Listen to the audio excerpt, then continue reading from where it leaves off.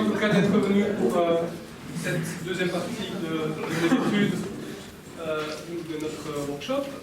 C'est un grand plaisir en tout cas ici maintenant qu'on accueille Philippe Barret, donc, qui est professeur et si je ne me trompe pas aussi doyen de la faculté de bioingénieur ici à l'UCL, donc qui va nous parler donc, des futurs des systèmes agricoles et alimentaires, et je lui cède directement la parole. Merci en tout cas pour votre présence. Donc merci Olivier pour l'invitation, c'est un plaisir d'être avec vous.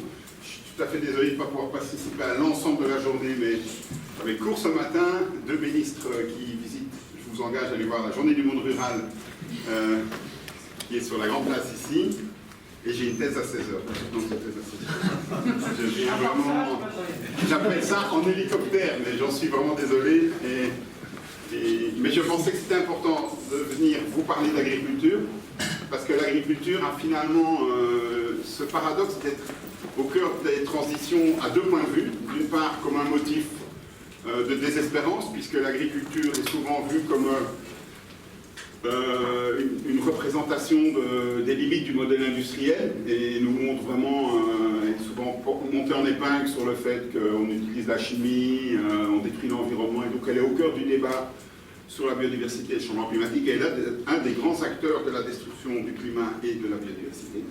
Et en même temps, et ça c'est plus récent, depuis quelques années, l'agriculture est aussi au cœur de ce qu'on appelle les initiatives de transition, et donc on a beaucoup de médiatisation autour d'initiatives locales, de circuits courts, d'initiatives autour de la permaculture, comme si c'est au départ de l'agriculture à petite échelle qu'on pourrait reconstruire de nouveaux liens sociaux, de nouvelles visions de l'avenir.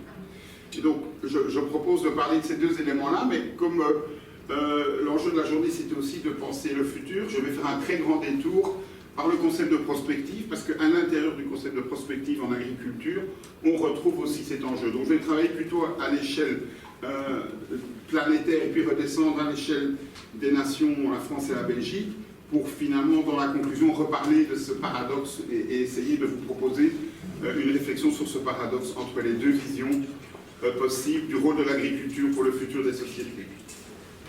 Alors, il y a l'acteur principal du monde agricole au niveau international, c'est ce qu'on appelle la FAO, la Food and Agricultural Organization.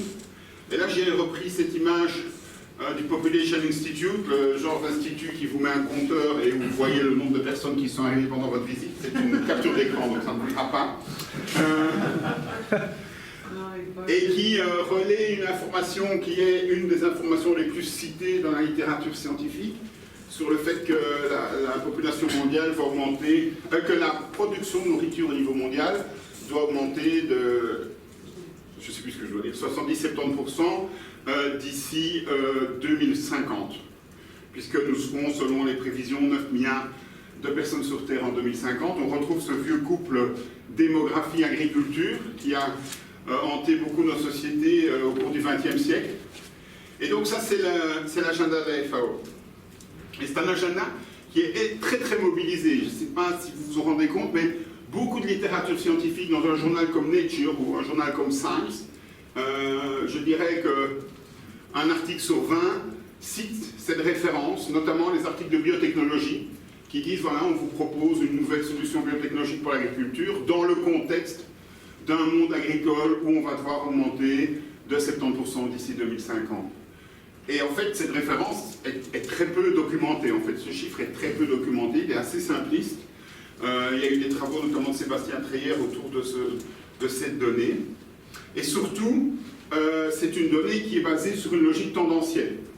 C'est-à-dire simplement considérer que les populations croissent, que la façon dont on consomme de la viande, dont on consomme du poisson, dont on consomme des plantes, va suivre les mêmes patterns que ceux qu'on connaît aujourd'hui, sans penser aucunement une rupture des hypothèses, etc. Donc vraiment dans une logique tendancielle, ce n'est pas de la prospective, c'est simplement un scénario tendanciel.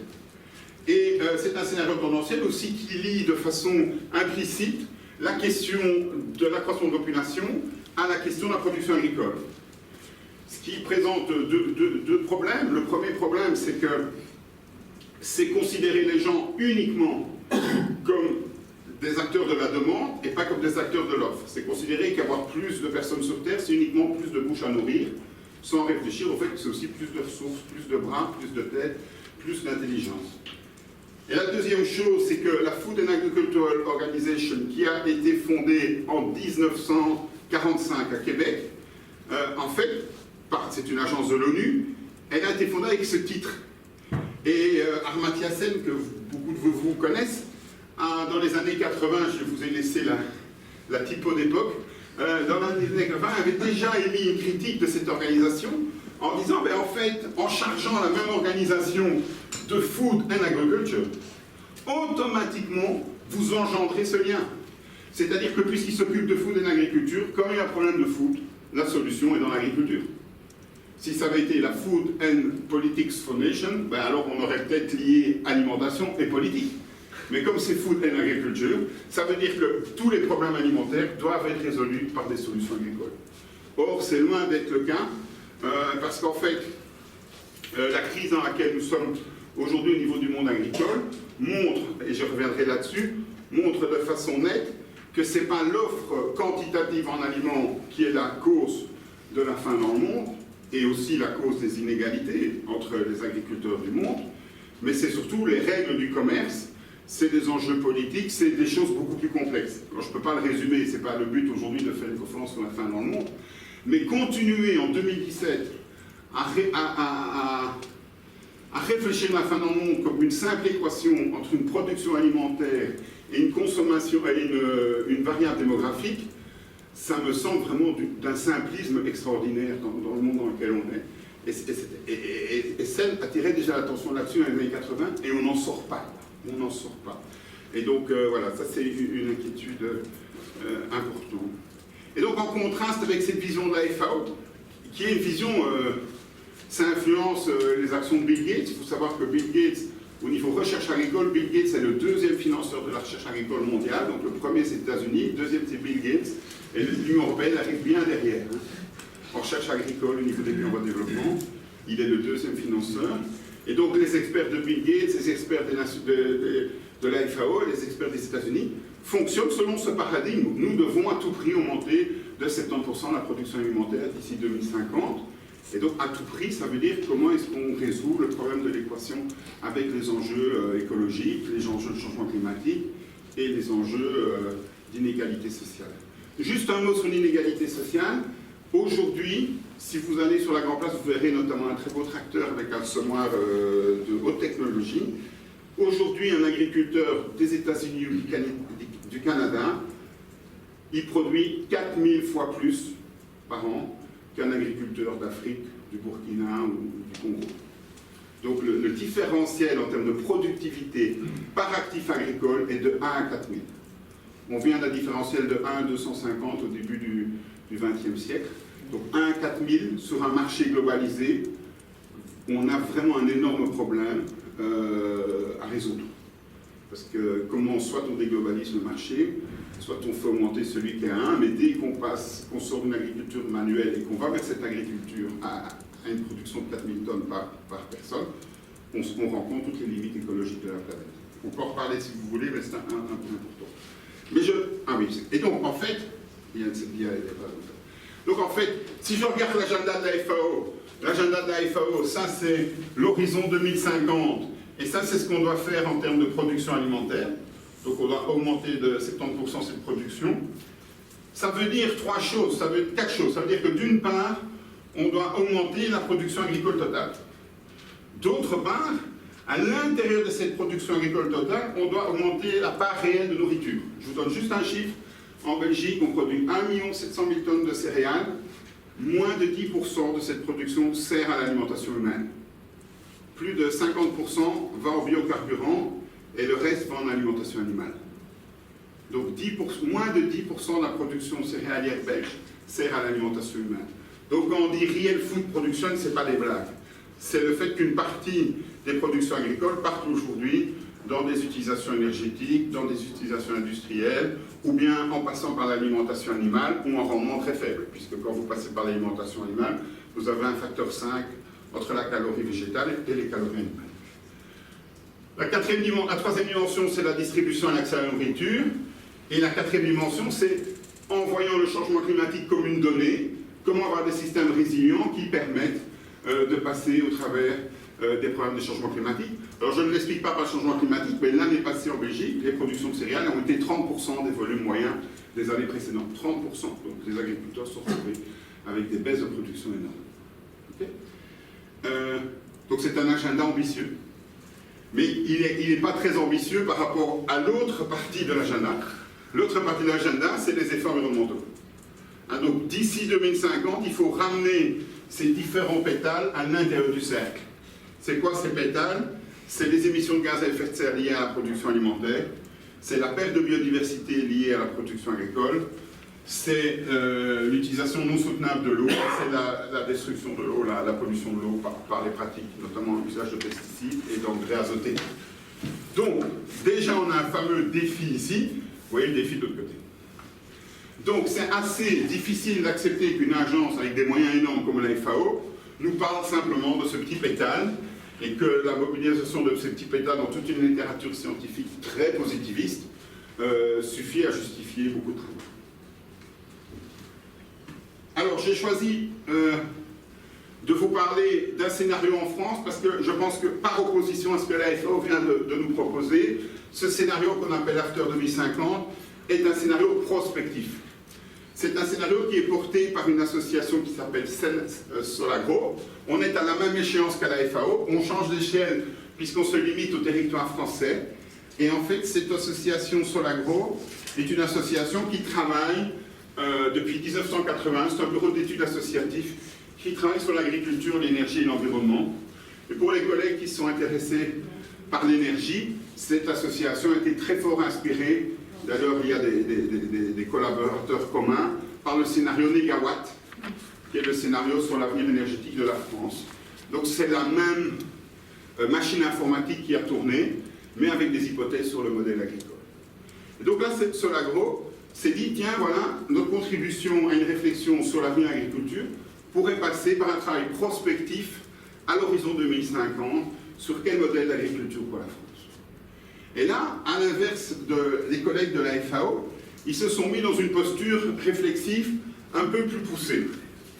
C'est-à-dire qu'ils se sont dit, il faut partir de la réalité de l'agriculture d'aujourd'hui, et notamment de la diversité de l'agriculture d'aujourd'hui. Ces discours sur les plus 70% en 2050, c'est comme si tous les agriculteurs d'aujourd'hui avaient le même agenda. Ce n'est pas du tout le même agenda pour celui qui produit une tonne par an que pour celui qui en produit 4000. Ce n'est pas le même agenda pour celui qui ne contribue absolument pas au gaz à effet de serre et pour celui qui est un acteur majeur. Donc, il faut partir de la diversité des agricultures. Deuxièmement, ils vont faire des choix stratégiques, c'est-à-dire qu'ils vont faire une modélisation, mais basée sur des leviers stratégiques que je vais vous détailler à la dia suivante, pour finalement avoir une proposition globale qui combine à la fois l'agriculture, mais aussi deux autres dimensions importantes, la sylviculture et l'alimentation. Et donc là, c'est la prise en compte du fait qu'on ne peut pas penser une réflexion sur l'agriculture sans penser une reconfiguration de nos systèmes alimentaires. Alors vous allez me dire, c'est juste la même chose que la FAO. Je viens de faire la critique à Garmathiasen, maintenant je viens de dire la même chose, c'est pas du tout la même chose. Dans la FAO, c'est l'agriculteur comme solution pour un problème alimentaire statique. Il y a des bouches ouvertes, 9 milliards 1 en 2050, et l'agriculteur va résoudre ce problème. Ici, c'est de dire, si je dois repenser le modèle agricole, je n'ai pas assez de degrés de liberté pour le faire, et pour augmenter mes degrés de liberté, mon leeway, comme on dit en anglais, sur les modèles agricoles, il faut absolument que je retravaille le modèle alimentaire. C'est lui qui va me permettre de créer les degrés de liberté pour repenser le modèle agricole. Et donc, conjointement, donc c'est une approche conjointe, je réfléchis le modèle agricole et le modèle alimentaire. Et donc, pour faire ça, les leviers d'After 2050, donc c'est-à-dire le côté programmatique, c'est de dire on ne fait pas simplement un scénario tendentiel, nous on a un programme. Et si on a un programme, on a des hypothèses. Donc, un rééquilibrage du modèle alimentaire sur base du constat que le modèle alimentaire actuel n'est pas généralisable à l'ensemble de l'humanité. 2, la généralisation d'une approche multifonctionnelle de l'agriculture, donc arrêter dans un modèle de l'agriculture à simplement un rôle nourricier dans le discours, un rôle plus confus dans la réalité, et en tous les cas, pas de débat sur sa multifonctionnalité. Troisièmement, et ça c'est un enjeu fort, et qui montre en fait le côté ancré de Solagro. Solagro a un conseil d'administration composé moitié d'agriculteurs, moitié d'experts. Donc ils sont ancrés, et donc par exemple ça c'est un discours qui passe pas si évident, si bien dans les milieux alternatifs, mais qui fait beaucoup de sens dans le milieu agricole, c'est de dire on maintient des flux d'import-export. On n'est pas sur un modèle de repli sur soi, mais ces flux d'import-export, on les maintient en termes de solidarité avec les pays d'Afrique du Nord, mais on les arrête avec les pays des États-Unis, avec les États-Unis, les pays d'Amérique latine. Donc c'est un flux d'import-export choisi. Et donc une réduction massive des importations de protéines qui viennent des États-Unis. Troisième élément, réduction des gaspillages évitables durant toutes les étapes de la transformation agricole, et puis une stabilisation de l'artificialisation des terres. Donc il y a un agenda clair qui intègre différents objectifs. Et alors ce que Solagro va faire, mais ils sont en route déjà depuis presque 5 ans je pense, il va décliner ça à l'échelle de la parcelle et puis remonter ça progressivement à l'échelle du territoire de la France. Le modèle qu'ils utilisent, je ne vous ai pas mis de détails des équations, mais c'est ce qu'on appelle un modèle flux physique. Et ça, c'est la limite de la prospective, c'est-à-dire que d'un côté, il y a des terres qu'on affecte à des productions, et de l'autre côté, il y a des mangeurs qui mangent un certain type d'alimentation. À la fois du côté des terres et du côté des consommateurs, c'est très subtil. Donc, par exemple, ils distinguent les consommateurs en fonction des classes d'âge, en fonction des niveaux sociaux. Au niveau des terres, on distingue les différentes terres en France et les affectations possibles. Par contre, il n'y a pas du tout de dimension politique, de dimension sociale et pas de dimension économique. C'est un choix qui a été fait, inspiré notamment par Negawatt, en disant on veut simplement montrer ce qui est possible. Mais on ne discute pas à ce stade les chemins de transition pour y arriver. Et moi, je vous en parlerai un tout petit peu alors sur la fin. Et donc, je vous donne juste quelques exemples. En fait, ils viennent de publier la nouvelle édition de leur scénario qui est disponible sur Internet, qui est très lisible et très intéressante. Je vous montre simplement quelques captures d'écran de choses qui me paraissent intéressantes. D'une part, autour de la production de céréales, de blé, vous avez en jaune, alors ils ont un petit truc, oui, vous avez en jaune ici essentiellement la production, auquel on ajoute l'importation en bleu ciel, vous voyez qu'elle est très limitée. Et alors, ici de l'autre côté, vous avez les consommations, les usages de cette production. Vous voyez qu'en France aussi, donc c'est moins frappant qu'en Belgique, mais la part utilisée pour l'alimentation humaine, jusqu'ici c'est des données réelles et à partir d'ici c'est des prospectives. Donc la part utilisée pour l'alimentation humaine reste faible par rapport notamment à l'usage pour l'alimentation animale et à l'exportation. Donc la France est un grand exportateur de céréales. Et la proposition ici, c'est de réduire l'usage pour l'alimentation animale, de maintenir l'usage pour l'alimentation humaine et de l'augmenter, parce que, mine de rien, vous êtes en train de doubler ici l'usage pour l'alimentation humaine, et de, quelque part, maintenir le flux de l'exportation, mais en choisissant une exportation vers les pays d'Afrique du Nord. Les traitements, je ne sais plus en quoi ça représente, mais je pense que c'est l'usage non alimentaire et non alimentation humaine, et puis il y a une petite part qui est gardée pour les semences. Donc voilà, ça c'est le scénario pour les céréales. Il est bien plus détaillé que ça, mais je vous montre simplement quelques grands principes. Je m'arrête un petit peu plus sur la question de l'élevage, parce que comme je le disais à Bernard, à côté de la journée du monde rural, il y a des étudiantes en philosophie qui sont en train de distribuer des tracts pour vegan, dans ma poche, donc j'ai parlé de sentience animale sans être vraiment sûr de ce que ça signifiait, mais c'est pas grave. Et donc, élever des animaux, alors voilà, là je m'arrête un peu plus longtemps parce que c'est important de se rendre compte de ce qui se passe aujourd'hui. Donc aujourd'hui en France, vous avez un troupeau animal qui est nourri en partie avec des herbes et des fourrages, qui paraît naturel, et d'autre part nourri avec des aliments concentrés. Des aliments concentrés, c'est des compléments alimentaires qu'on donne aux animaux, qui sont notamment des tourteaux de soja, des tourteaux de tournesol, etc. Donc c'est des sous-produits de l'industrie alimentaire, mais une partie du soja, il est vraiment produit essentiellement pour nourrir les animaux, et dont la plupart de ces aliments concentrés, d'une part, ne sont pas nécessaires pour les bovins qui sont des ruminants et qui pourraient très bien sortir avec de l'herbe, et d'autre part, sont importés pour l'essentiel des États-Unis, du Brésil et de l'Argentine. Vous voyez que le choix qui a été fait, c'est quand même de compléter une bonne partie de l'alimentation des bovins par ces concentrés, et surtout les monogastriques sont totalement dépendants de ce type d'aliments concentrés. Ok ? Monogastriques, porc et volaille. et ce qui permet de produire de la viande, du lait, des œufs et des protéines. Ce qu'il faut que vous sachiez aussi, c'est qu'au XXe siècle, le système de production animale s'est extrêmement spécialisé, avec une séparation complète en deux races, des races pour produire du lait sur lesquelles il n'y a quasi plus de viande, et des races pour produire de la viande qui ne produisent quasi plus de lait. Pour vous donner des chiffres, si vous allez là sur la place de nouveau, vous voyez, il n'y a pas d'Holstein cette année, mais si vous avez vu une très belle Holstein ici, on avait souvent des Holstein au concours, ça monte à 10 000 litres de lait par lactation, donc par an. Alors qu'une blanc-bleu belge que vous pouvez voir là sur la place aussi, elle est maintenant à 2000, dans les 2000 litres de lait. Donc vous voyez, c'est plus du tout des animaux comparables. Le blanc-bleu ne fait que de la viande, le Holstein ne fait plus que du lait, il n'y a quasi plus de viande. Cette tendance, notamment pour le lait, a fait de la vache Holstein une machine à produire du lait. Et cette machine est de plus en plus fragile, et donc on essaye de plus en plus d'éviter qu'elle se retrouve exposée aux risques de la nature.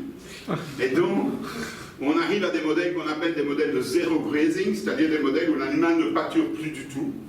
Vous allez me dire, non, ça c'est caricatural, mais voilà l'évolution ici depuis 1960, de l'évolution des prairies et des pâturages. Je pense que ce graphe-ci est en France, ben, donc vous avez ici en France et en Europe, donc l'évolution des prairies et des pâturages au niveau de la France, vous voyez, ça diminue, et surtout, puisque vous avez des animaux maintenant qui produisent 10 000 litres de lait, alors que les mêmes animaux, il y a une quarantaine d'années, étaient autour de 6 000, vous avez besoin de moins d'animaux. Donc on est dans une industrialisation, enfin, comment expliquer ça? On est dans un système où on diminue le nombre d'animaux et on fait des machines extraordinaires à produire du lait. Et donc vous voyez ici l'évolution du cheptel bovin en Europe et la tendance sur le long terme. Et vous voyez déjà en France aussi une tendance, bon, les chiffres sont différents pour la France, l'évolution est moins stricte, enfin moins frappante pour la France, mais donc on est dans une tendance de diminution du nombre d'animaux dans ces deux modèles. Alors, le scénario, je vous ai dit, à partir de 2050 se passe sur un scénario où on revoit l'alimentation, et donc l'idée c'est de dire, au niveau des protéines animales, 61% des apports viennent de la viande, 61% des apports en protéines viennent de la viande, et donc ils voudraient réduire ça à 40%. Donc ça c'est le chiffre clé dans tous les scénarios sérieux de prospective agricole, qui ne sont pas des scénarios, je vais dire, idéologiques. La clé c'est un tiers. Donc vous diminuez en gros d'un tiers la consommation de viande, et ça vous donne le degré de liberté nécessaire pour pouvoir penser le système autrement. Si vous retenez mon chiffre, on va dire 4 pour ne pas être trop ambitieux, de 4 calories végétales pour 1 calorie animale, si vous diminuez d'un tiers votre consommation de viande, vous libérez 4 fois, si vous passez en végétal, vous libérez 4 fois ce tiers. Hein. Donc vous avez 4 tiers qui se libèrent. Donc j'ai tendance à dire que si vous êtes 2 personnes qui diminuent d'un tiers votre consommation animale, vous pouvez inviter 2 autres personnes. Hein, dans le système. D'accord? Vous voyez l'idée.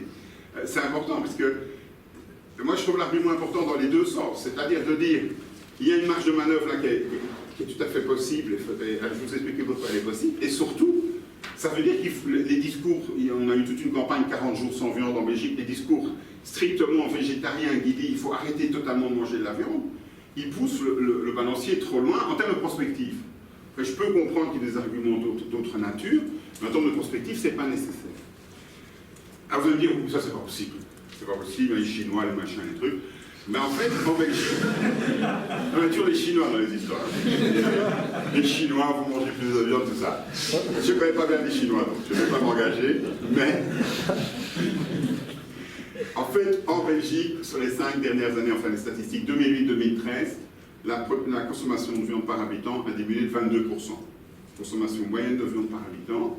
Et aux États-Unis, les dernières statistiques qui sont sorties indiquent aussi une diminution de la consommation de viande par habitant. Donc il y a déjà un mouvement en route, quasi spontané, parce qu'il n'y a quand même pas énormément de campagnes pour pousser les gens à manger moins de viande. Il y a déjà un mouvement en route. Et contrairement à ce que certains disent, qui n'est pas un mouvement bobo, parce que c'est sur l'ensemble de la consommation de viande en Belgique, ce n'est pas les statistiques pour XL, hein, donc c'est l'ensemble de la population de consommation de viande en Belgique. Et donc, moins 22%. D'accord? Je peux prendre Saint-Germain. Enfin, ok? Alors, Et donc, les amis de Solagro, mais qu'est-ce qu'ils disent? Ils disent finalement, si on regarde la façon dont se structure l'élevage aujourd'hui, on a d'une part des vaches à très haute performance qui consomment du 10 000 litres, qui vont produire du 10 000 litres, mais c'est comme des Ferrari. Elles vous consomment 220 grammes de concentré. Par simplification, vous tenez compte que plus la vache consomme de concentré, plus elle contribue au changement climatique et plus elle contribue à un modèle inéquitable en termes d'agriculture. Et à l'autre extrême, vous avez des vaches qui produisent la moitié, mais tout sous REP. Donc ça, c'est vraiment des vélos, quoi. Mais bon, il n'y en a presque pas pour le moment. Et alors l'idée, pour être un peu rationnelle, c'est de dire ceux-là, ils doivent disparaître. Ceux-là, ils doivent augmenter, mais en partant de zéro, ils ne vont pas devenir majoritaires. Et on doit favoriser le modèle intermédiaire, c'est-à-dire un modèle qui sont d'une part encore des vaches relativement intensives, mais avec une consommation beaucoup plus raisonnable, où on coupe déjà de 1/3 la consommation, et d'autre part, augmenter la part des deux dernières catégories, qui sont des vaches très économement concentrées, et qui vont remplacer en fait le gros du troupeau. Donc, intéressant dans ce modèle, c'est ces trois choses, c'est-à-dire partir de la réalité. Il y a plein de modèles qui discutent élevage, où on ne distingue même pas le fait qu'il y a deux catégories de vaches aujourd'hui dans les systèmes français. Et on a un discours global sur l'élevage. Et d'autre part, avoir un horizon raisonnable pour pouvoir construire une trajectoire de transition qui tienne la route et qui ne soit pas radicale, mais qui tienne compte de ces différents impacts. Bon, je vous détaille pas, mais derrière tout ça tourne un modèle mathématique précis. Et donc, ça veut dire que After 2050 va se distinguer, et ce schéma est important, va se distinguer d'un système tendanciel où si on poursuit la tendance actuelle, en moyenne, on va monter à 7400 litres de lait, ce qui est énorme en moyenne, hein, avec des temps de pâturage, vous avez vu le graphique, qui vont aller en diminuant, et avec des usages de concentrés qui vont aller en augmentant. Ça, c'est si simplement on continue business as usual. Et puis ils disent, mais non, nous on assume un autre modèle. On assume un modèle où ce qu'on veut, c'est finalement que la production de litres par vache diminue, en moyenne, ce qui est parfois dur à entendre pour des agriculteurs. D'autre part, que le temps de pâturage augmente, que la ration de fourrage diminue aussi, et surtout que la quantité de concentré soit coupée par deux, puisque c'est le facteur qui est le plus impactant sur les dimensions de volume. Alors, un petit point de détail, parce que j'ai présenté cette dia aux agriculteurs belges, à la Fédération Wallonne Agriculteurs, et quelqu'un m'a dit, et c'est intéressant, m'a fait cette remarque en disant, c'est très mignon le truc des Français, mais chez nous, on ne peut pas avoir 66% de pâturage, parce que comme il fait plus froid et plus mauvais que chez eux, les vaches elles doivent quand même rester à l'état pendant l'hiver, et donc le 66% dépasse la limite de ce qui est possible en Belgique. Et il a tout à fait raison, et c'est intéressant de voir comment le contexte local doit aussi être pris en compte dans les scénarios. Ici, c'est un scénario où on mélange un contexte de France du Sud et de France du Nord. Dernier point du scénario After, pour ne pas trop déborder avec ça, la question d'énergie, et c'est celle-là qui est révolutionnaire, de dire finalement, l'agriculture est aussi, enfin l'agriculture est multifonctionnelle, elle contribue à la production d'énergie, elle contribue au maintien des forêts, à la fumure, à le maintien d'un sol vivant, à l'alimentation humaine, à l'alimentation animale, et à toutes sortes d'utilisations en termes de papier, de bois, si on inclut la sylviculture, de textile, etc. D'isolant avec le champ. Et alors, c'est ici, ça c'est une des synthèses du rapport, qui est très importante, c'est de dire, voilà, aujourd'hui l'agriculture, si on fait le bilan, elle va produire 4400, je pense que c'est en calories, dont 450 en alimentation, 500, vous avez vu ces chiffres, hein, 540 en exportation, et une petite part en énergie, en matériaux. Et l'idée tendancielle, c'est qu'on maintienne les deux postes ici, et que le poste énergie reste relativement marginal. Et ce que After propose, c'est de dire non, on va avoir une agriculture qui va continuer sa fonction nourricière, mais en diminuant en partie cette fonction nourricière, je vous explique pourquoi dans 2 minutes, et qui va augmenter sa part dans la production d'énergie. Alors attention, pas en faisant des biocarburants de première génération, où on transforme du grain en énergie. Ça c'est stupide, tout le monde est d'accord là-dessus, ça n'a aucun sens. Mais en fait, par exemple, l'idée est très intéressante, un des grands enjeux écologiques de l'agriculture, c'est de garder le sol couvert toute l'année. Si vous gardez le sol couvert toute l'année, vous maintenez en termes de bilan carbone, en termes de biodiversité, etc., c'est ce qu'il y a de meilleur, vous maintenez un sol vivant. Mais cette couverture du sol que vous utilisez en hiver, pour le moment, on la détruit, on l'enfouit dans le sol.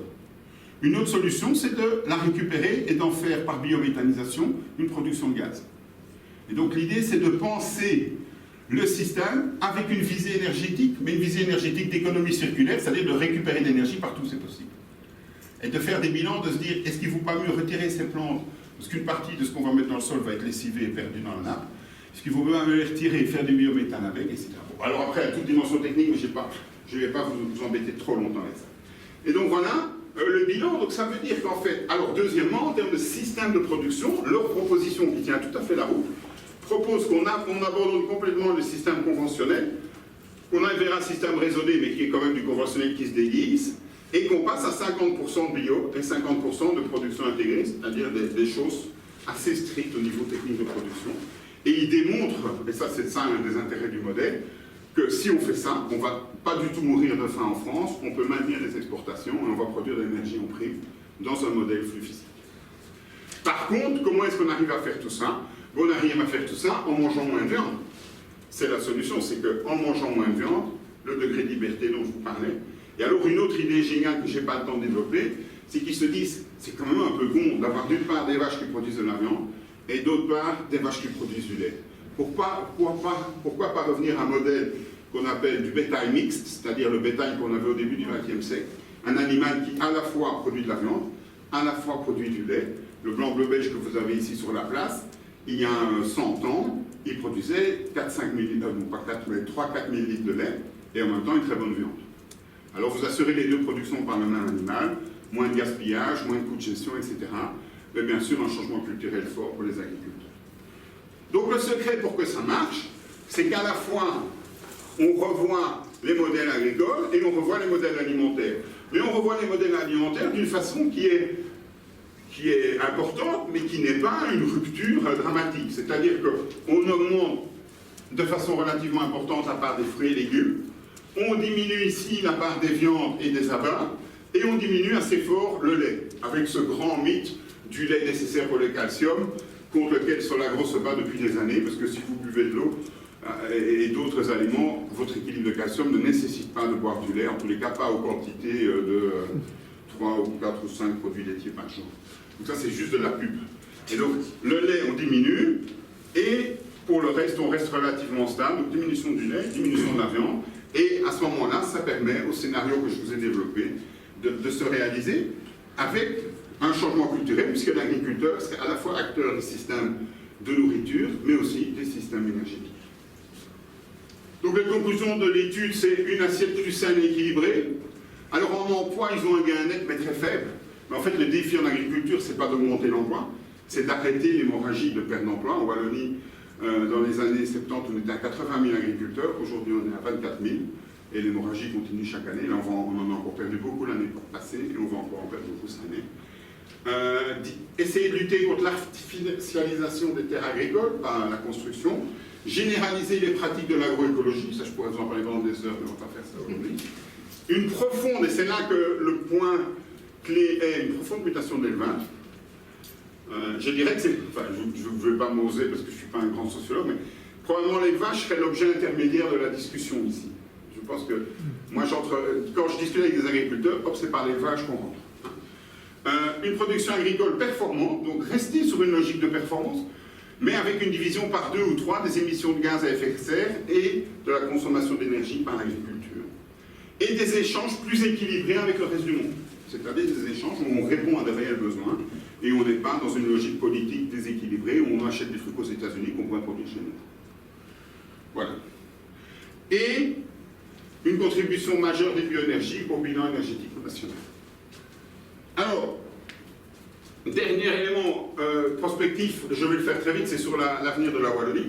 Malheureusement, ça c'est pas en Wallonie, c'est au Pays de Galles. Mais donc en Wallonie, en fait, on travaille là-dessus avec Clémentine qui est ici présente. On essaie de réfléchir à un modèle qui est un modèle de moins grande dépendance aux intrants. Et on distingue en fait 3 grandes approches.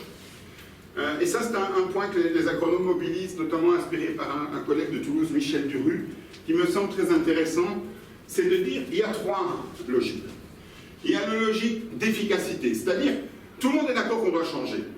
Mais il y a une partie des agriculteurs qui disent qu'on va changer en continuant à faire la même chose, mais de façon plus efficace. un peu le modèle, je roule en voiture, mais je consomme moins d'essence. Donc ça, c'est la logique d'efficacité. On a une deuxième logique qui est la recherche d'autonomie, en disant, j'essaye de ne plus utiliser de l'essence, je vais utiliser des biocarburants que je produis moi-même. L'équivalent en agriculture, c'est de dire, je vais par exemple produire mon propre fourrage, ou bien, si je suis en agriculture bio, je produis moi-même mon propre engrais. Et donc, s'affranchir des intrants externes, c'est la logique autonomie, c'est ce qu'on appelle dans le modèle de Michel, celui-ci on l'appelle E pour efficacité, celui-ci on l'appelle S pour substitution. On substitue un intrant externe par une production interne. Le troisième modèle, c'est changer complètement de configuration, partir des services de l'écosystème pour construire le modèle agricole. Ça, c'est l'inspiration de l'agriculture biologique.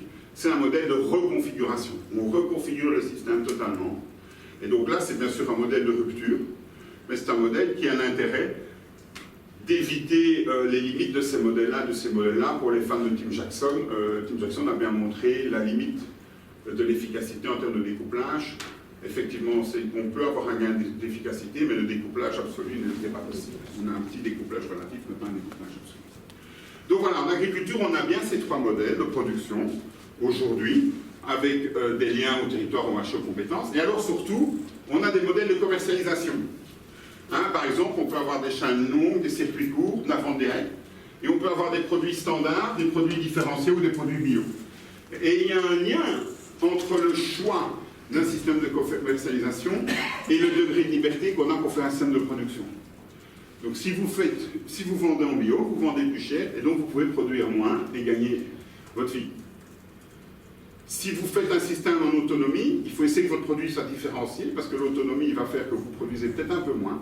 Mais si vous avez un produit différencié, vous valorisez votre autonomie, par exemple c'est le cas du fromage de comté, et bien à ce moment-là, vous avez un modèle que vous pouvez faire. Il y a des études, elles ne sont pas toutes, il y en a qui ne sont pas encore approfondies, mais qui montrent qu'en fait, sur la logique de différenciation du produit, le gain qu'on peut faire est de l'ordre de 30%, c'est des travaux de Guido Vado-Lebrook à Gand, qui a fait une revue d'un peu toutes les études en bio, donc en disant, par rapport à un produit standard, un produit bio en moyenne peut être vendu 30% plus cher. Mais très intéressant, il y a moins de données, mais très intéressant, montre qu'en fait, l'effet vente directe, l'effet local est plus fort que l'effet différenciation. Et les gens sont prêts à payer jusqu'à 70% pour du local, en fermant les yeux quasi sur le mode de production, alors qu'ils seront prêts à payer que 30% en plus pour le bio. C'est à affiner, c'est des études économiques, mais je pense intéressant, parce que c'est contre-intuitif pour certains d'entre nous, de penser que le local a plus de marge de manœuvre en termes financiers que la différenciation du produit. Alors mon dernier point, c'est sur les verrouillages, c'est-à-dire, ça c'est un élément de verrouillage, moi je pense que si j'étais jeune, j'ai vu Libor Sud avant de venir, mais j'aurais dû lire. Moi je suis chauviniste, la première chose que j'interdis c'est la publicité pour les produits agricoles, parce que je pense que c'est à la fois un mensonge et une manipulation vers un modèle qui n'est pas le modèle du futur.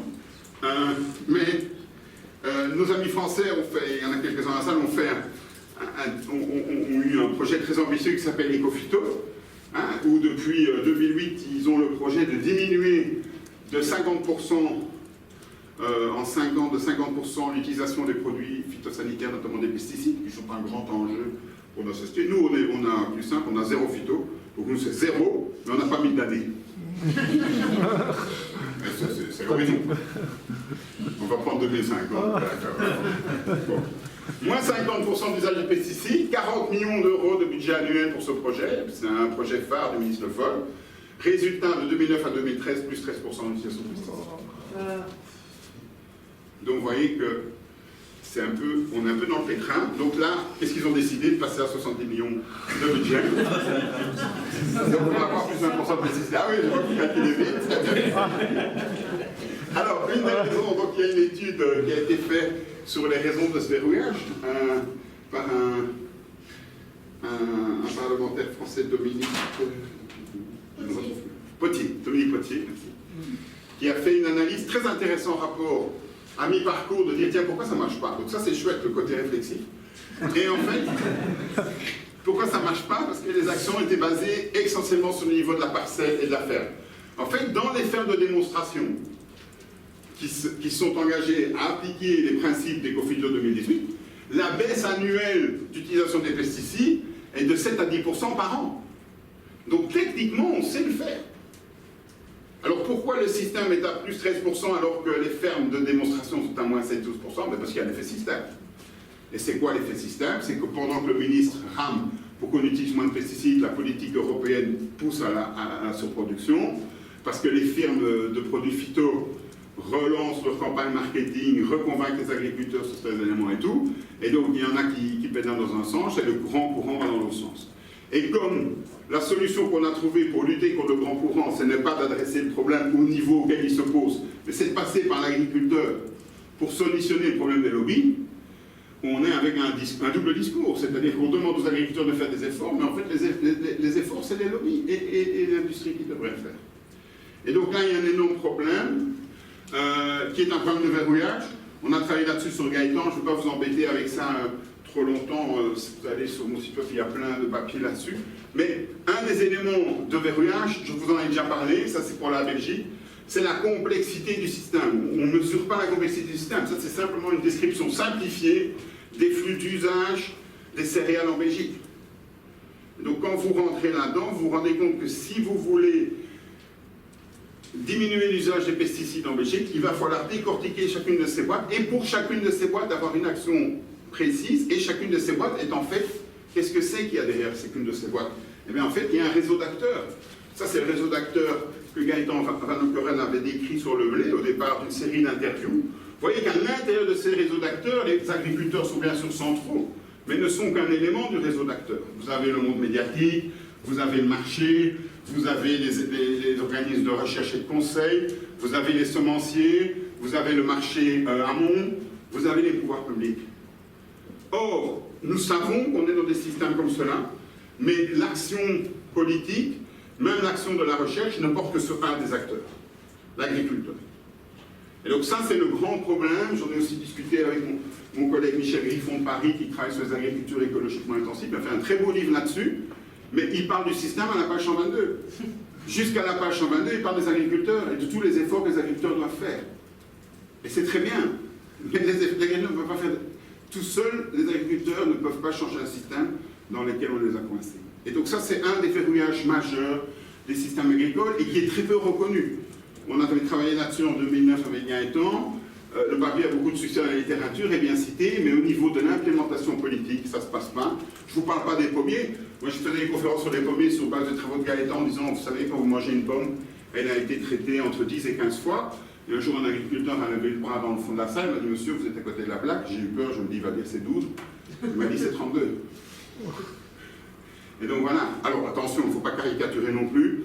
On a des logiques à microdose, on a des logiques où on passe plus souvent avec moins de quantité, mais le bilan global quand même à la fin du système, c'est que la consommation de pesticides continue à augmenter dans nos sociétés, alors que collectivement, nous souhaitons qu'elle diminue. Et donc au global, on n'a pas réussi, et on n'a aucune indication qu'on entre dans la bonne trajectoire. Alors quels sont ces facteurs de verrouillage? Moi, mon élément clé sur la question du verrouillage, c'est d'une part reconnaître la complexité des systèmes, accepter qu'on n'est pas dans des systèmes simples, et deuxièmement, mais je dis, et deuxièmement, insister sur le fait qu'ils sont multiples. Parce qu'on a trop tendance, notamment au niveau des mouvements de plaidoyer, des mouvements alternatifs, à cibler par exemple les lobbies. C'est un des éléments du verrouillage, mais c'est vraiment pas le seul. Le premier élément principal, c'est qu'on focalise trop souvent sur un niveau et une dimension. Un niveau, en agriculture, la parcelle, c'est souvent de la parcelle qu'on parle, et une dimension, souvent, soit la dimension productive, soit la dimension économique. Comme si les deux n'étaient pas liés, comme si on n'était pas dans la logique systémique. Bizarre. Le deuxième, c'est la question de la modernité. Alors là, je n'ose pas trop m'avancer parce que modernité, sûrement qu'en fac de philo, c'est un petit peu plus complexe que je crois. Déjà, moi, au début, la première fois que j'ai rencontré Bernard, je croyais que la postmodernité, c'était de la science-fiction. Maintenant, j'ai compris que c'était ça. Donc, la vision de la modernité, c'est vrai, Bernard. La vision de la modernité, c'est d'une part de mettre vraiment fort en avant l'efficacité technique. Donc, ce concept d'efficacité, pour moi, doit vraiment être discuté. Chez nous, par exemple, en agriculture, on a encore aujourd'hui une majorité d'agriculteurs dont le seul indicateur est le rendement, sans indication de coût, sans indication d'investissement de travail, etc. Donc ils essayent d'avoir le plus haut rendement possible. Vous ouvrez la littérature agricole, vous ouvrez France Agricole, vous ouvrez Sillon Belge en Belgique, toutes les pubs, c'est des indications de rendement. Il n'y a pas d'indication de marge brute, de gain économique ici. Donc ça reste quand même un énorme verrouillage. Deuxièmement, la médiatisation, le discours sur l'agriculture, notamment toute la publicité autour des aliments qui en fait cache la façon dont le système fonctionne. Et troisièmement, l'éducation, où le problème c'est que les agriculteurs sont encore formés dans un modèle ancien et donc n'ont pas les outils pour travailler dans un autre modèle. Et donc ça veut dire que si on imagine que l'éducation va avoir un impact pendant 20 ans sur le travail d'un agriculteur, on n'a pas encore changé le système d'éducation. Et ça, c'était une intuition importante de Stéphane Le Foll, qui avait dès le début dit qu'il faut changer le système éducatif. Mais sauf erreur, il n'y est pas arrivé énormément. Et donc on reste dans des modèles d'éducation très inspirés par une vision 20e siècle. Et puis il y a des effets acteurs, il y a des effets lobby, il y a des effets de la recherche aussi. Je pense que la recherche est très coupable. Quand Stéphane Le Foll a présenté son projet d'agroécologie pour la France à l'INRA, la plupart des chercheurs n'ont pas essayé de comprendre le projet. Ils ont essayé de voir comment ils pouvaient justifier ce qu'ils faisaient pour continuer à faire ce qu'ils font dans le projet de Stéphane Le Foll. Donc ils ont acheté des autocollants, ils ont mis agroécologie sur toutes les portes, et puis c'était fini. Mais il n'y a pas eu de changement des orientations de recherche de l'INRA. Je vais faire un séminaire au basque demain pour les Français. Je suis à Saclay. Bon alors, et donc, je pense que pour échapper au verrouillage, il faut d'abord se rendre compte que tous les verrouillages aujourd'hui ont tendance à favoriser une seule trajectoire. Donc pour moi, le premier devoir, en tous les cas, moi c'est celui que je me suis fixé en tant qu'agronome, c'est de montrer qu'il y a plusieurs trajectoires possibles. C'est pour ça que des travaux comme ceux d'After 2050, même s'ils ne sont pas parfaits, me permettent d'ouvrir un débat, même avec des agriculteurs, à dire, écoutez, il y a plusieurs trajectoires possibles. Je ne suis pas normatif, je ne vous dis pas laquelle vous devez prendre, mais acceptons qu'il n'y en a pas qu'une. Je crois que c'est la première chose. Et alors, revoir les systèmes d'information et de formation autour de cette diversité. Moi, je ne pense pas qu'il faut porter un modèle normatif, s'organiser entre acteurs, intégrer la diversité, ça c'est important. Et surtout, et ça c'est un problème que j'ai, respecter la réalité. Et là, je termine avec cette lien où j'oppose After 2050 à un film que je ne porte pas spécialement dans mon cœur, qui s'appelle Demain. Pourquoi je ne le porte pas dans mon cœur? Parce qu'on vous parle pendant 20 minutes d'agriculture et d'alimentation, pendant les 20 premières minutes du film, pour ceux qui l'ont vu. Il y a zéro agriculteur, il y a zéro agronome. Donc ça, c'est un film qui laisse à penser que la solution aux problèmes alimentaires et agricoles de demain viendront des citoyens qui, tout seuls, avec des initiatives style bac à fleurs sur les balcons, vont refaire les systèmes alimentaires. Pour moi, ça pose plusieurs problèmes, mais deux grands problèmes, si je résume, les deux principaux. D'une part, un déni de réalité. Donc, comme ça ne parle pas de la réalité, on ne se pose plus de questions sur la réalité. On se retourne sur son balcon, on cultive ses salades et on s'en fout de savoir ou de comprendre ou d'essayer de comprendre comment fonctionne le système agricole. Et ça, pour moi, c'est un énorme problème de ce qu'on appelle, moi j'oppose les approches de transition. Pour moi, After 2050, c'est une réflexion sur la transition. Demain, c'est un recueil d'initiatives de transition. Un des problèmes que je vois dans les initiatives de transition, c'est cette incapacité à parler de la réalité. C'est une forme d'abstraction de la réalité. La deuxième chose qui me pose problème, c'est l'aspect apolitique. C'est le fait de dire il n'y a pas de politique agricole, il n'y a pas de politique alimentaire, il n'y a pas de jeu de pouvoir, il n'y a pas d'acteurs. Non, on va faire des trucs là et tout va aller, on raccourcit tout et tout va aller bien. Et alors ça, moi, ça me fait très peur parce qu'en fait, s'il y a bien quelque chose qui est politique, c'est l'agriculture. Et pas seulement en France. Et notre alimentation. Et c'est même logique. Est-ce qu'on imagine une société où il n'y aurait plus de politique agricole et alimentaire? Je ne peux pas l'imaginer. Or, c'est ça qu'on nous propose dans certains schémas, où on dit qu'il y a une espèce de repli sur soi, on s'abstrait de la sphère politique pour repenser le système au départ de son expérience. Après, une troisième dimension qui me pose problème, c'est que la dimension technique est très faible, et donc en fait c'est très difficile sur ces expériences d'avoir des données sur les rendements, sur le coût en travail, etc.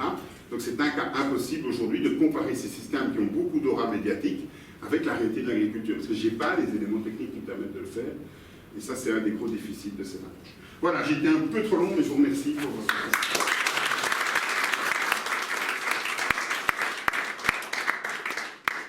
Une bonne dizaine de minutes pour les questions, donc j'ouvre la salle. Déjà, merci pour l'exposé. Il y était presque deux exposés en un. Oui, oui.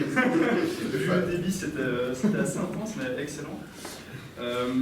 J'avais une question concernant le scénario After et la manière dont il se rattache à des scénarios justement sur l'évaluation des énergies, notamment des bioénergies. À quel point le scénario after est toujours dépendant des énergies fossiles. Enfin, est-ce qu'il y a des analyses de cycle de vie qui sont basées sur le scénario after? Et donc ça c'est pour la partie l'apport la consommation des énergies fossiles. Et d'autre part, vous critiquez fortement les biocarburants de première génération, est-ce que je comprends dans certains cas. Est-ce qu'il n'y a pas quand même une place, à votre avis, pour la première génération, notamment quand on pense en Wallonie avec Bio11, qui est déjà implanté. Donc qu'est-ce qu'on fait avec ce genre de cas? Est-ce qu'on dit bon, fermez la porte, c'est fini? Enfin, voilà. Donc, la question de l'énergie par rapport au scénario. Donc c'est pas ma spécialité. Mais ce qui est intéressant dans After, c'est qu'ils ont... Donc dans la modélisation After elle-même, c'est assez simple au niveau de l'aspect énergétique, je ne suis même pas sûr qu'ils discutent de régénération et tout. C'est surtout la reconversion de tout ce qui est plantes de couverture, déchets, etc., aussi déchets de la sylviculture, dans une logique de biométhanisation. Maintenant, notamment via Christian Couturier, qui est à la fois dans After et dans Négawatt, il y a vraiment une réflexion profonde dans ces lagrons sur l'énergie, donc il faut vraiment se référer aux travaux de Christian. Mais par exemple, sans vous répondre sur peut-être le fond, mais par exemple, c'est eux qui se sont battus pour la gazéification en disant finalement, si on peut réinjecter, l'avantage de la biométhanisation, c'est qu'on peut réinjecter le gaz dans le réseau et qu'on obtient des effets de distribution. Ouais, c'est difficile. Je travaille chez Valbiob, donc c'est des questions qu'on discute. Oui, c'est difficile. Alors par rapport à Wans, ben oui, mais Wans, pour moi, c'est un gros verrouillage. Parce que, en fait, 800 000 tonnes de consommation de céréales à BioWans, 1 750 000 tonnes de production de céréales en Wallonie. Donc ça veut dire près de la moitié des céréales wallonnes finissent à BioWans. Alors c'est pas tout à fait vrai parce qu'une partie des céréales de BioWans sont importées de l'Allemagne, mais dans le bilan global, une partie de nos céréales partent aussi vers l'extérieur. Donc dans le bilan global, sur un potentiel d'1 750 000 tonnes, on fait un choix politique d'en mettre 800 000 dans une usine de biométhanisation, de biocarburant. C'est quand même un choix politique qu'on n'assumerait peut-être plus de la même façon aujourd'hui, et qui est un verrouillage parce que, comme vous le dites très bien, est-ce qu'on fait en BioWans? Alors moi, une question que je pose, et une question qu'on va poser me spoilez pas trop vite, hein, donc c'est entre nous. Une question qu'on va se poser notamment dans le travail sur le zéro phyto, c'est de dire, est-ce que les céréales qu'on va transformer en biocarburant, est-ce que c'est vraiment utile de mettre des pesticides dessus? Est-ce qu'on ne pourrait pas dire, tiens, puisqu'on sait de toute façon qu'elles vont finir en biocarburant, on pourrait faire le choix politique de dire comment elles vont finir en biocarburant, mais pas de pesticides dessus. Parce que, pourquoi polluer une fois pour faire du biocarburant? On en aura peut-être un peu moins, on fera tourner le biomasse un peu moins fort. Alors il y a un verrouillage là, parce qu'en fait, quand l'agriculteur ensemence son champ en céréales, il ne sait pas du tout à quoi sa céréale va être destinée à la fin. Et c'est finalement à la récolte que le négociant décide s'il oriente sur le marché alimentaire, s'il oriente sur le marché de l'alimentation animale, ou s'il oriente sur biomasse. Donc vous voyez l'enjeu. Mais ça démontre que pour réfléchir le problème, il faut décortiquer le système. Mais moi j'ai été à des séances de la fois cette année de la Fédération de l'agriculture sur le programme Zéro Phyto, où j'ai eu des débats, il y avait des débats entre agriculteurs, ils défendaient leur rôle nourricier, l'impossibilité de produire sans pesticides et tout. Puis en buvant une bière à la fin du débat, je dis mais il y en a 800 000 qui vont en BioWans. Les 3 quarts des agriculteurs qui étaient là ne savaient pas qu'il y en avait 800 000 qui allaient à BioWans. Les agriculteurs ne le savent pas. Pour eux, dans leur imaginaire, ils produisent des céréales pour faire de la farine et de l'alimentation animale. La destinée de leurs céréales, ils en ont perdu, pour une partie d'entre eux, ils en ont perdu l'horizon. Ils font les céréales pour la SCAM, c'est-à-dire l'acheteur. Et d'ailleurs, on ne leur dit pas après ce qu'on a fait de leurs céréales. Donc là, il y a une déconnexion qui est assez perturbante, et je pense que si on veut renégocier le modèle, il faut se approprier la chaîne jusqu'au bout. Donc voilà.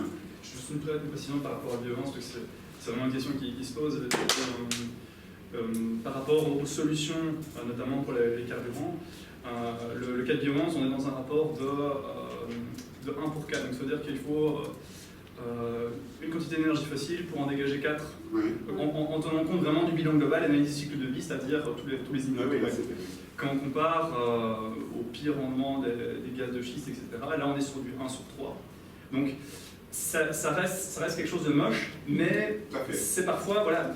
Et maintenant aux États-Unis, on est sur des modèles où là on est dans de la seconde génération, et donc là on récupère la partie non comestible, donc sur du maïs. Là je ne connais pas encore l'amendement, mais voilà, donc il y a aussi possibilité de faire de la deuxième génération sur les Tout à céréales. fait, oui, tout à fait. Non, non, non, tout à fait. Et donc, non, vous avez raison. J'ai été un peu caricatural en disant que je jetais à l'eau la première génération. Simplement, dans After 2050, il y a un gros investissement sur la deuxième et troisième génération, mais c'est clair qu'il y a un débat possible sur la première génération. Tout à fait. Il y avait Bernard. Oui, moi je vais sur la problématique du changement social. Parce que il me semble, enfin bon, le plan Mansol dans les années 60, c'était vraiment imposer un certain type d'agriculture à une classe sociale qui n'en avait rien à foutre. Donc je veux dire, cette logique d'une sorte de transformation, je ne dis pas qu'il faut revenir à ça, c'est pas un exemple à suivre, mais n'empêche que je trouve que le type d'agriculture productiviste a été imposé par l'Europe à une classe d'agriculteurs qui n'en voulait pas. Et à coup de primes, dans mon enfance, il y avait des primes pour l'abattage des arbres, des pommiers, le prix. Donc c'est un non-sens complet. Donc il y avait vraiment, ce que je veux dire, c'est qu'il y avait un volontarisme politique qui était très clair. Donc je me dis, et je ne pense pas que ce soit cette étape, mais quelque part, on a le sentiment qu'il n'y a rien moyen de changer. En tout cas, il y a 50 ans, on a changé les choses de manière radicale et avec la manière forte. Donc je dis, c'est pas souhaitable, mais quand même, c'est quand même de l'ordre du possible. Et en plus, j'ai le sentiment que les agriculteurs seraient tout à fait ouverts à ce genre de choses dans une dynamique d'information, bien entendu, on n'est pas dans un registre. Non, alors là je ne suis pas sur le deuxième point. Donc d'abord sur le premier point, il y a un texte que je vous conseille vraiment, je vais le mettre, je l'ai récupéré hier soir, mais je n'ai pas encore mis sur mon site, mais il y a un texte de Bertrand Hervieux qui s'appelle Les deux orphelins, qui est paru dans l'histoire, qui est une carte blanche d'une page, qui est extraordinaire sur ce que tu viens de dire, et qui raconte la façon dont finalement l'agriculture et la société se sont déconnectées suite à la grande transformation de l'après-guerre, où en fait, et les mots de Bertrand Hervieux sont bien choisis, médiés par la science et la technologie, on est passé d'une vision classique du vivant à une vision industrialisée et instrumentalisée du vivant qu'on a imposée aux agriculteurs, dans laquelle ils sont rentrés. Et aujourd'hui, il y a un double orphelinat, c'est-à-dire que d'une part, les citoyens croyaient que les agriculteurs étaient les gardiens de la nature et se rendent compte que les agriculteurs n'ont plus aucune relation à la nature, enfin, du type de celle qu'ils imaginaient. Et d'autre part, les citoyens ont complètement perdu, Bertrand Hervieux dit, deviennent étrangers à la façon dont leur alimentation est faite. J'aime bien ça parce que c'est pas la caricature du poulet en boîte, mais étrangers à la façon dont leur alimentation est faite. Et donc, ils ont perdu la compréhension de la façon dont l'alimentation est produite. Alors ce double, et Bertrand Hervieux parle de ce malentendu, mais ce malentendu est profond. Et donc, effectivement, je suis d'accord avec toi que ce n'est pas les agriculteurs qui l'ont voulu, mais les agriculteurs aujourd'hui sont perçus par la société comme des complices de ce modèle-là. Alors que ce n'est pas eux qui l'ont porté, je suis entièrement d'accord avec toi. Et donc on est dans un malentendu qu'il faudra résoudre à un moment. Et pour moi, justement, demain est un exemple de contribution à ce malentendu. Alors sur ton deuxième point, il faudrait les éduquer, un changement modèle est possible. La grosse différence aujourd'hui, c'est que 80% des agriculteurs aujourd'hui de nos modèles sont dans le pétrin complet. Cette année, la consommation de pesticides en Wallonie, je peux déjà vous donner les chiffres, à la fin de l'année, sera plus 15%. Pourquoi? Parce que tous les emplacements seront en pommes de terre ici pour le moment. Pourquoi en pommes de terre? Parce que c'est une culture sous contrat, c'est-à-dire une culture où vous prêtez votre terre à une société qui vous donne 2000 € de l'hectare, et en échange, ils viennent installer des pommes de terre sur votre terre, vous faites des pulvérisations, ils viennent les récolter. Et pourquoi les agriculteurs choisissent ça? Pas parce qu'ils sont fans de la pomme de terre, parce qu'en fait, suite au déficit de l'année passée, ils n'ont plus le cash flow pour investir dans les cultures. Donc ils sont obligés de vendre finalement leurs terres. Ils sont devenus vraiment, dans l'histoire de la France rurale, il y a eu des moments comme ça, ils sont vraiment redevenus des métayers qui travaillent pour le système, avec une modalité moderne de ça. Et donc dans un monde qui est comme ça, où moi, à mon avis, 80% des agriculteurs sont vraiment dans les limites de survie, c'est très difficile d'avoir simplement des argumentations d'éducation. On doit d'abord leur redonner de l'oxygène, et puis on pourra peut-être ensemble penser à un projet.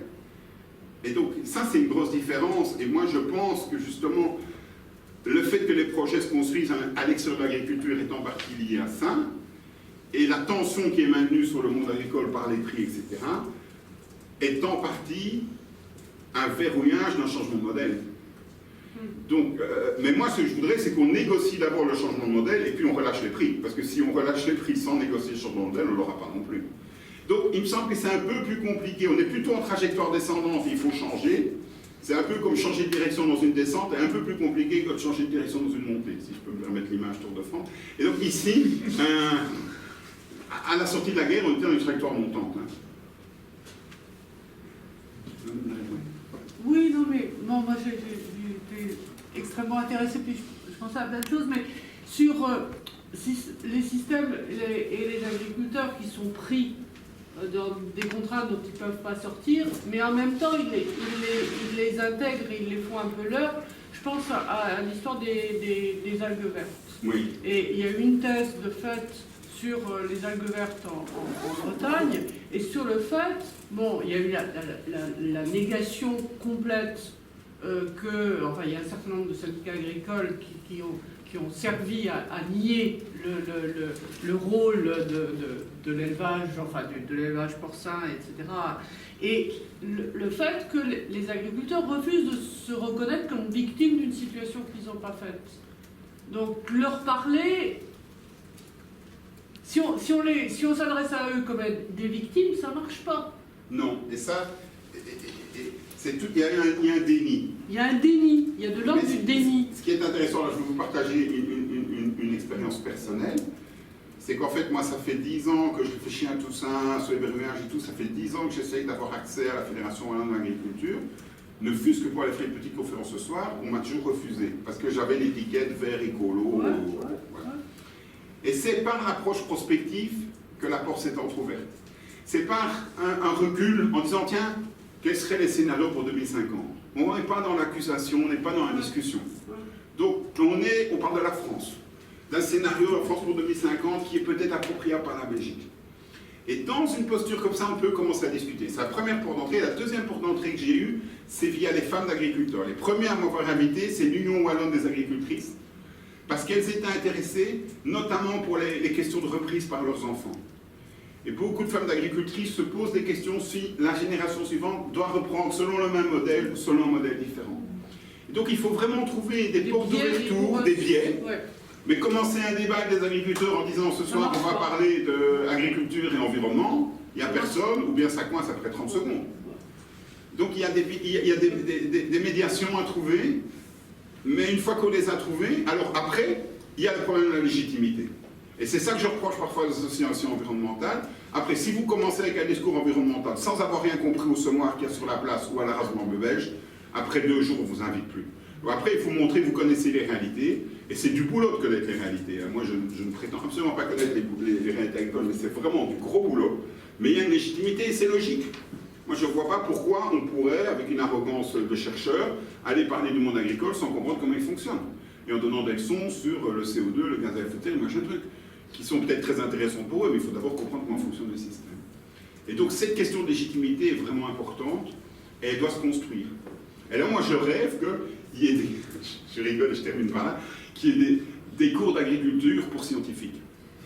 J'imagine que la FNACE1 organise des séances de formation pour mes collègues de l'INRA pour leur expliquer juste des basics, quoi. Oui, et les basics, moi je les ai appris hier, je suis resté de 10h à minuit à boire 2 bières avec des agriculteurs, et une partie des informations que je vous transmets aujourd'hui, je les ai là sur les pommes de terre. C'est marqué nulle part que le contrat pomme de terre est à 2 000 €. Hein. Vous trouverez ça nulle part. Hein. En contrôle c'est 1000, c'est 2000 et plus haut c'est à 2003. J'ai vu le chef de cabinet, enfin un des membres du cabinet de ministre, il n'avait pas l'info. Il n'est pas allé boire des bières avec... Mais non, il est en train de le faire maintenant, mais il aura d'autres infos. Non, mais je veux dire, il y a une partie de l'information, une partie du fonctionnement, et ça, beaucoup d'ouvrages d'anthropologie français, enfin moi j'étais fan de Toinou et des ouvrages de terre humaine, beaucoup de travaux d'anthropologues et d'ethnologues en France permettent de comprendre le fonctionnement, ou bien les travaux d'arrêt, permettent de comprendre le fonctionnement du système, mais aussi permettent de comprendre comment, en regardant avec une vue d'hélicoptère, on ne comprendra jamais le système. Et donc là, il y a une humilité qu'on doit réacquérir dans le monde scientifique. Ah, c'est pas tout le monde qui doit le faire, mais on doit trouver des médiateurs au sein du monde scientifique qui peut-être se donnent ça comme mission. Et moi, je trouve que dans les jeunes chercheurs, il y en a beaucoup qui sont motivés par ça. Avoir un pied dans la réalité et avoir un pied dans la recherche. Et on doit en profiter et pas en faire des chercheurs en chambre qui vont après avoir le même problème que nous, c'est-à-dire qu'ils ont perdu le contact avec les réalités. Enfin, je parle d'agronomes, je parle pas de Parce qu'on l'a jamais eu. Les produits suivants, on va continuer la discussion. Je propose qu'on remercie une nouvelle fois. Donc,